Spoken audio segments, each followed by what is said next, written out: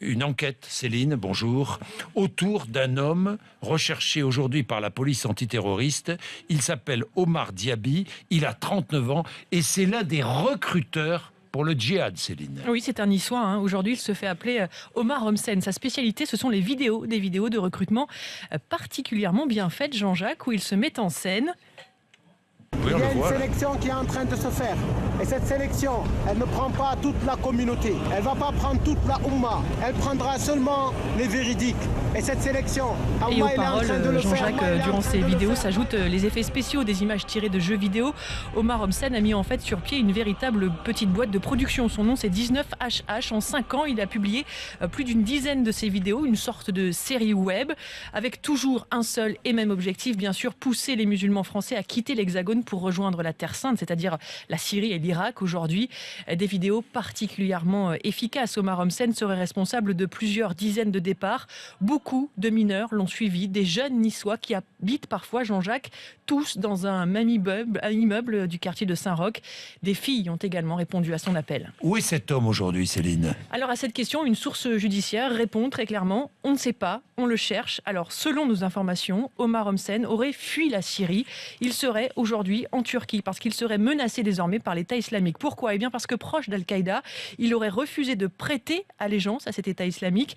Un jeune Français parti en Syrie depuis plusieurs mois avec qui je discute régulièrement sur Facebook m'a clairement parlé de lui comme un traître, mais Omar Homsen, Jean-Jacques, poursuit inlassablement son recrutement depuis plusieurs jours sur les réseaux sociaux. Il promet d'ailleurs la diffusion d'une nouvelle vidéo. Omar est arrivé en France enfant, il est né au Sénégal. Oui, et sa famille s'est installée à Nice, dans le quartier sensible de l'Arienne. C'est là qu'il a grandi. Dès l'adolescence, Omar Homsen est un musulman pratiquant, comme sa famille. Il fréquente la mosquée, mais à l'époque, Jean-Jacques, le jeune homme, est loin, très loin de la radicalisation. Omar est costaud. Ses amis le surnomment d'ailleurs Blade. Vous savez, c'est le super-héros américain incarné au cinéma par Wesley Snipes. Vous avez rencontré l'un de ses amis? Oui, un ami qui tient bien sûr à rester anonyme. Et lorsqu'il décrit Omar, il parle d'un homme gentil. Gentil, ouais, très gentil, très équilibré. Il aimait le foot, il aimait les filles, c'était quelqu'un de très normal. Beaucoup de charisme, c'est quelqu'un de très imposant. On l'écoute, ouais. On l'écoute parce que c'est sa manière de parler. C'est quelqu'un qui parle bien, c'est quelqu'un qui physiquement a une certaine prestance. C'est un leader, c'est un meneur. Il vous absorbe en lui.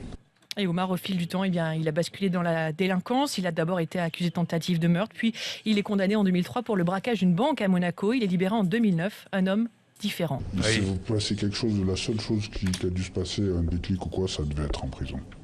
Même le changement, on l'a pas vu directement. C'est après quand il s'est enfermé chez lui, quand il a commencé à faire les vidéos, ça m'attriste. Ça m'attriste parce que je le connais réellement et je sais que c'est pas quelqu'un de mauvais. Oui, c'est donc en prison qu'il se serait radicalisé. Oui, et puis à la sortie de prison sans relâche, il a tenté de convaincre des jeunes de quitter la France. En décembre 2011, il est interpellé à la gare de Nice. Mais Omar Homsen n'est pas inculpé. Il est extradé vers le Sénégal, son pays d'origine. Et aujourd'hui, donc, il est activement recherché, mais pas de mandat d'arrêt contre lui, parce qu'une source judiciaire me disait il est mêlé à bien trop de dossiers.